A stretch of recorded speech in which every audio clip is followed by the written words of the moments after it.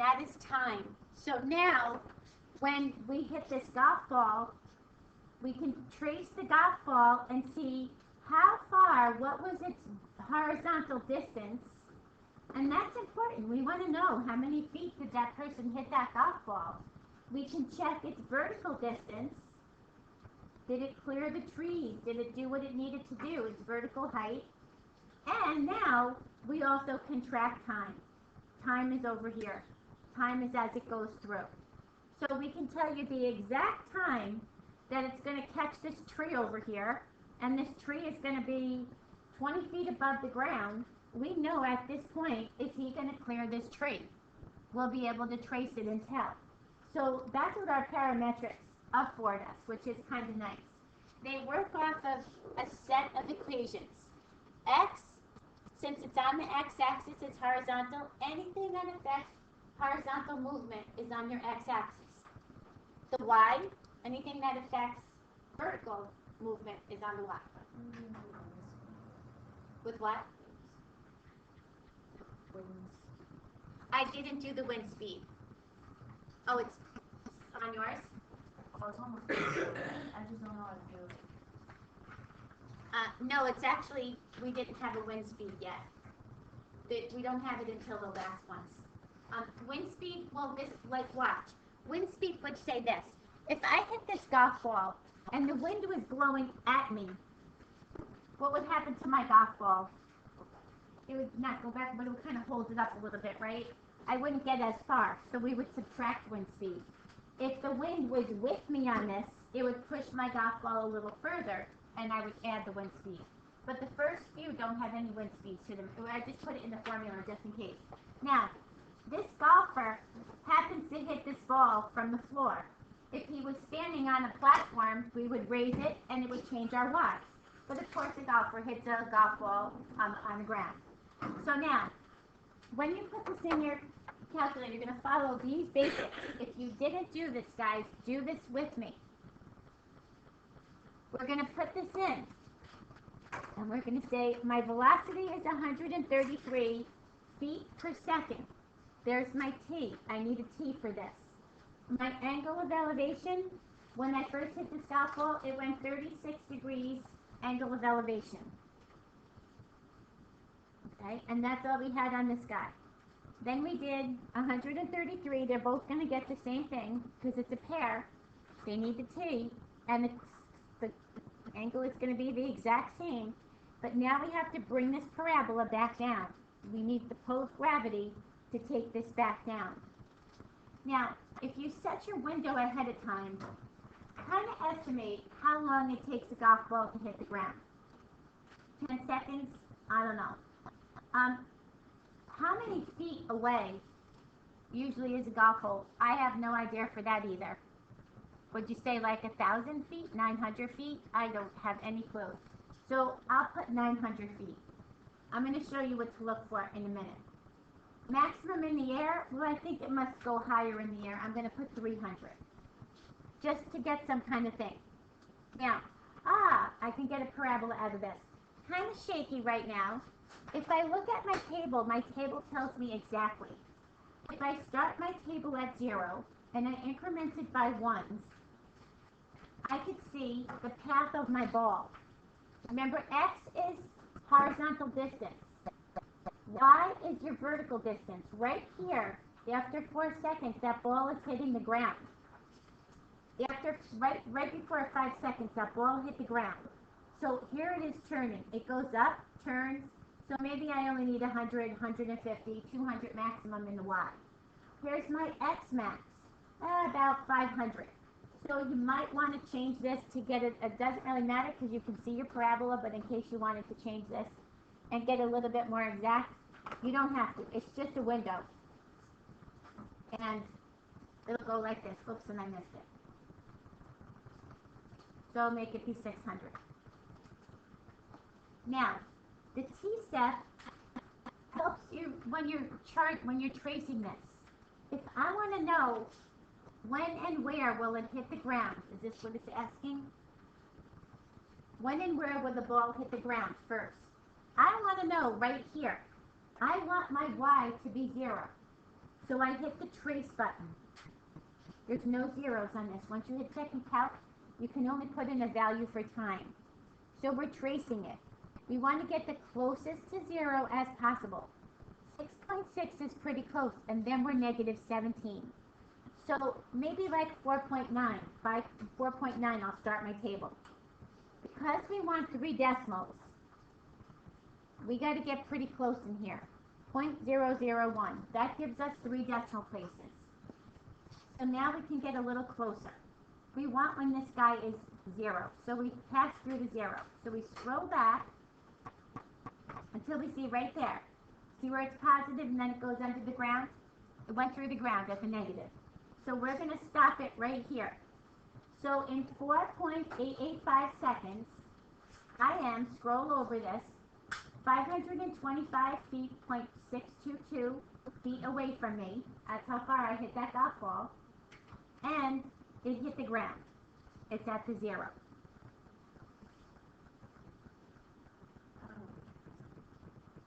Okay.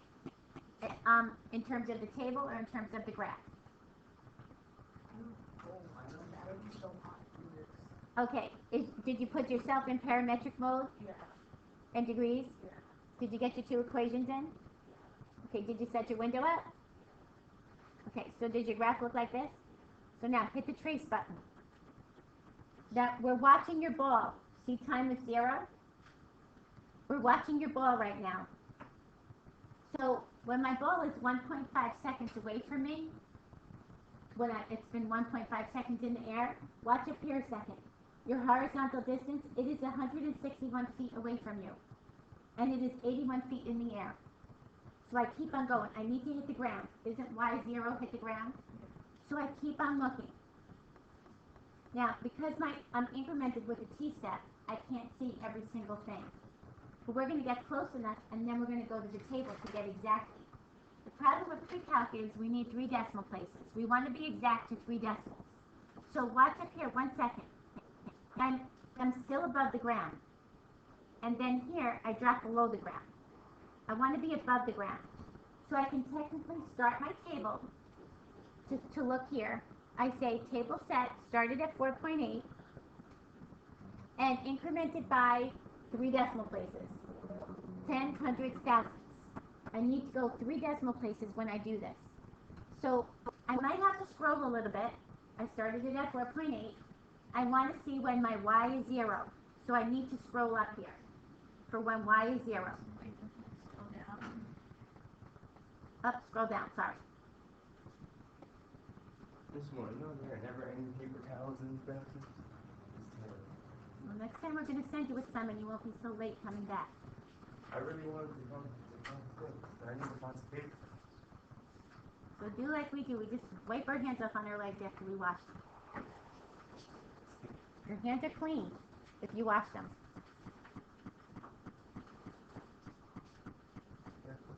Okay, we're getting there. We're almost ready to hit the ground. See it? There's the last positive one I had right there. And then I go under the ground.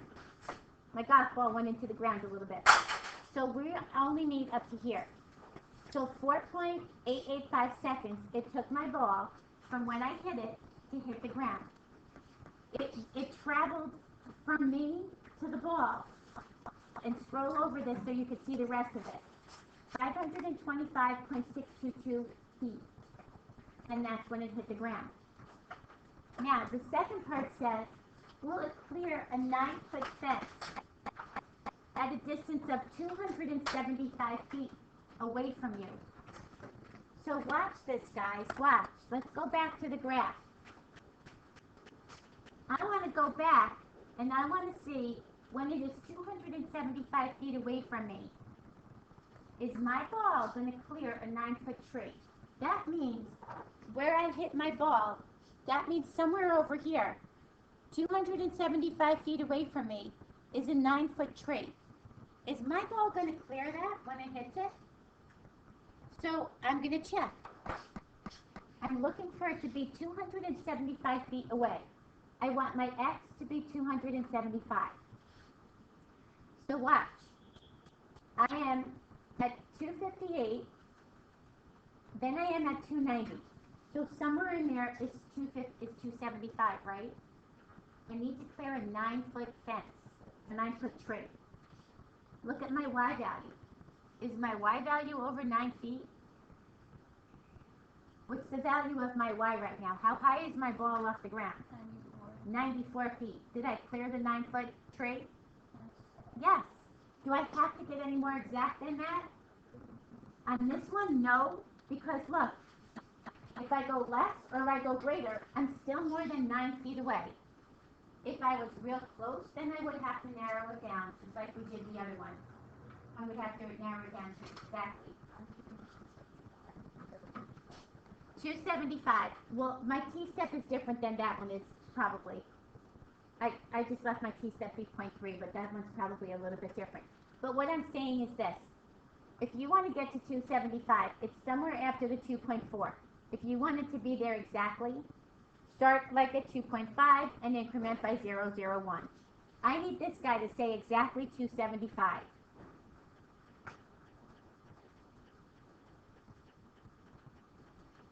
I'm looking for my X value to be 275.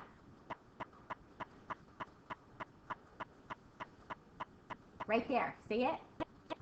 At this exact time, 2.556 seconds, I am 275 feet away from me, and I'm 95 feet plus something in the air.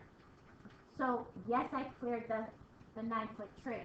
Now, the reason I said you can give me this is, like with two values around it, I didn't have to be as exact, because if I was under 275 and over 275, did I by far cleared this fence, right?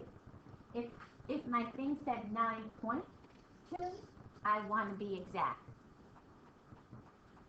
So there's probably a little typo in here. Probably should have been 90 feet high, because you know a tree that's 9 feet high? Probably not. It probably should have said 90 feet. It's probably a typo. All right. Oh, okay, I'll take it. I'll change the batteries. So does that make sense?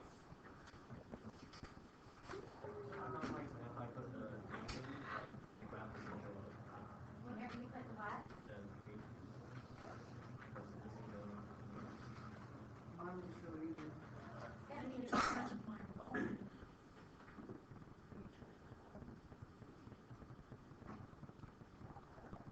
Your ingredients. Right now. Ah, are you ingredients also? Ah. What did I say? You have to be in degrees and you have to be in parametrics. Right? Degrees, parametrics. All right, let's try another one. A batter hits a ball with an initial velocity of 92 feet per second at an angle of 55 feet from the horizontal. Now, we didn't take into account that his bat is 3 feet off the ground where he hits it. We're having him hit it off the ground. So there's no vertical change. We can change it in a minute and we'll change it. But let's leave this one as it is. So now, he hits the ball. The ball is going to travel up and going to come back down somewhere. This is going to be my horizontal distance, and this is going to be my vertical distance.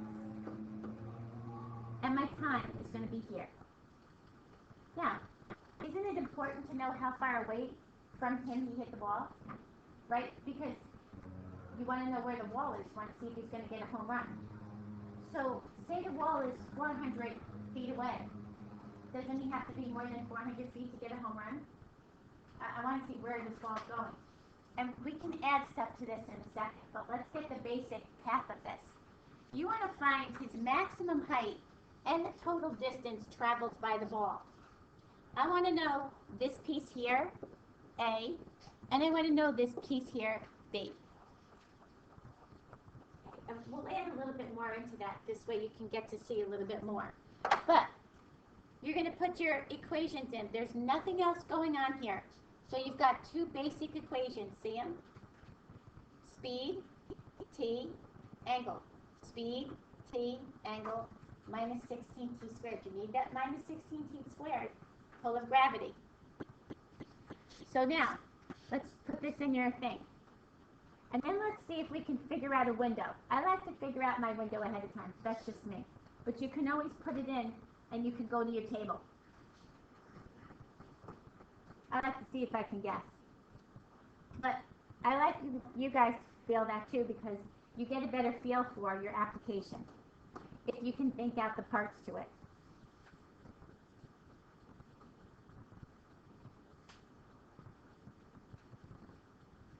Okay, so now, how high do you think this ball should be?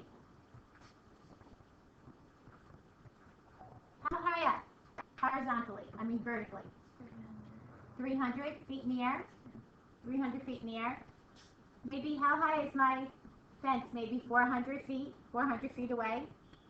And let's go with 300 feet. Okay, let's see what we got. Okay, far less than this ball field. Then he hit the ball, right? But can I see a parabola? Can I chart it? Can I trace it? Okay, now, I need to know up here, that time. So my thing is this, it probably didn't take me this long. So maybe it took me 6 seconds. Maybe not even 6 seconds. Sometimes you can play with this piece. You can play with your T-step. If you can get it to go a little bit smaller, that's nice too. If you send it too small and it starts to be too wobbly, then go back to a little higher. Too small and it's going to make you have like points in it. But hit the trace button. We're looking for the highest point right here. See, it's kind of flat on top, but that's okay. We can still, whoops, I hit the wrong one. We can still trace this. I want to know the highest point on this. So I look like I'm pretty much in the middle, right? Now, here's an issue with this. I'm going to start my table at 2.4, and I'm going to see from the zeros, you know, from the place I'm at, where it looks like. Give me 3 decimal points to the thousands.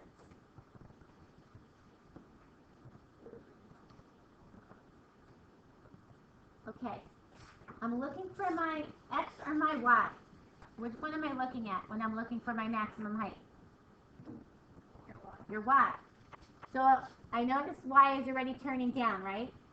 I want to catch Y before it turns down. 12 coming down. There's 10, 9, 12, blah, blah, blah, it's coming down. 13, 14, still coming down. 29, 28, still coming down.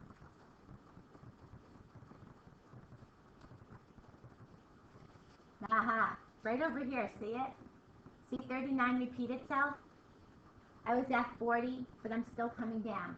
I'm getting a little closer, because once the numbers start repeating itself, you know they're pretty small. But you're still coming down. You're just getting a little bit closer. 40, so here I am. 41, I'm increasing. See it? 39, 40, 41.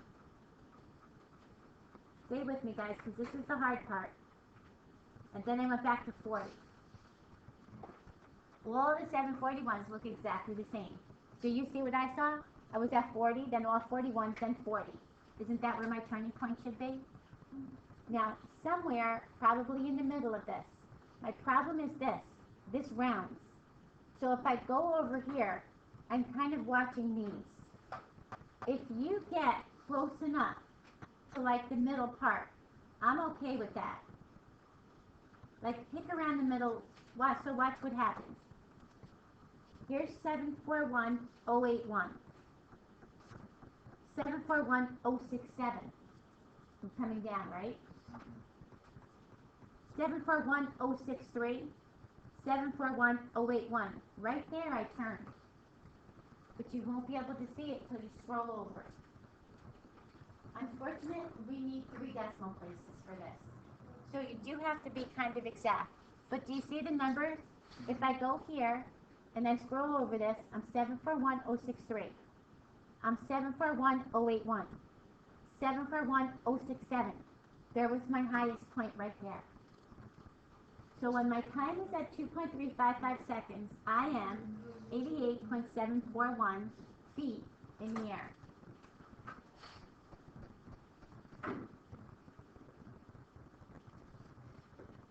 Okay? Now, I need to know the maximum traveled with my ball, so I need to trace it back down to here. Wait, how do you put that in your table set again? So go table set, started at 2.4. and increment to 3 decimals, Why 0.001. does it do that? So when you put like say 2.4 and then it'll change then. Because wherever you stop your table, that's what it's reading. So when we're in your table, and say like I'm down here somewhere, and I read across my table, so when I go back to my table set, that's where I was, somewhere wherever they took track of. Like it has like a certain marker, and then they reset from there, probably like 10 or something like that. But you have to reset that all the time. Not all the time, but And a it lot of the happens to time. my window too. Your window, yeah, it Like it'll resets change. by degrees. The degrees will reset it, but the rest of it shouldn't reset. That should be, it's radians and degrees that will go back and reset it. Oh. But yeah, but the X and the Y shouldn't. So now we're going to trace, and we're going to come down to the ground here. So what are we looking for to come down to the ground? That'll tell us we hit the ground. Which one? A negative. We're going to look at the Y, and we want to see when is the closest to 0. So there was the negative, and there is pretty darn close, 0 point something. So at 4.6. So again, start your table at 4.6. So I have to come down. Oh, that must have been not a 0. If you find that this is too much, go set your table at 4.7. Oops. You can play with this table. There's nothing you can do wrong to it. And now we're a little bit closer. So right here is when I crossed into the negatives. So that's the last positive one that I want. 4.710, and I want to say I hit the ground. Now, this is why this is important too. Watch. Did I hit a home run? How can I tell if I hit a home run? I know they didn't ask that. But how can I tell? The height? The height also, but how many feet am I away from the plate right now? 248 feet. Do you know of a ball field that has only 248 feet to hit a home run? No, usually it's like 350, 400, right? What is it for the MLB? 400, 375, somewhere in there. So did I come close to hitting a home run? No. No. If this was say like 348, I still would miss it. But what's important is too, are you going to clear a fence? Are you going to clear the fence there? You know how they hit the home run, but it has to get over the fence. It can't just hit the ground. So those are things we would look at. How many of you still are not comfortable with this? Still are not able to do this? You need to pick up a calculator and put it in your calculator. How many cannot get this in their calculator? All right, let's try another one. I didn't give you 4. I didn't want you to do 4. We did 5 together. Here's a wind speed problem. I don't know. All right. The first thing I want you to all to do is to set up 6. This one has no wind speed yet. So I want everybody to work on this and see if you can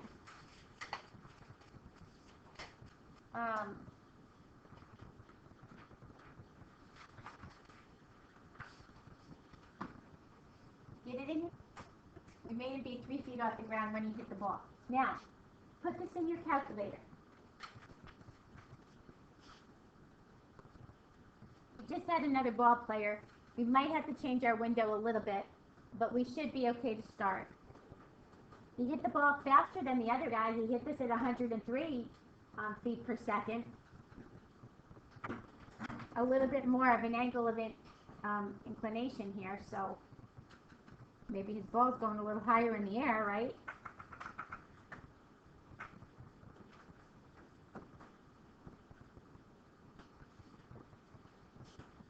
Something I did wrong. Something didn't take in my calculator. But it did. Okay. So we're going to say +3 and minus. It doesn't matter what order you put these in. Okay, so let's see if we can graph. So yeah, we're able to graph it. Okay? Now, we need to know if he hits a home run.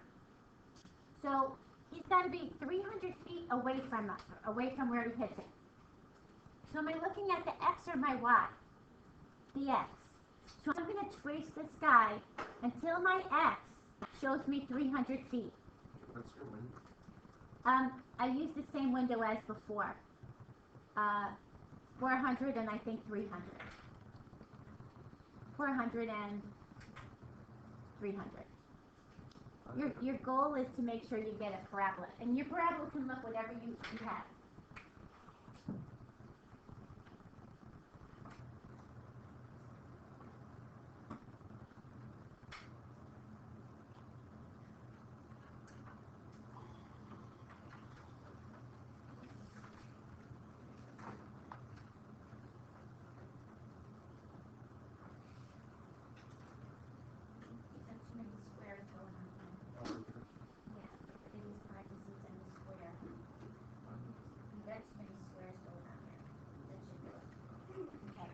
All right, so now, again, we're tracing until we see him be 300 feet away.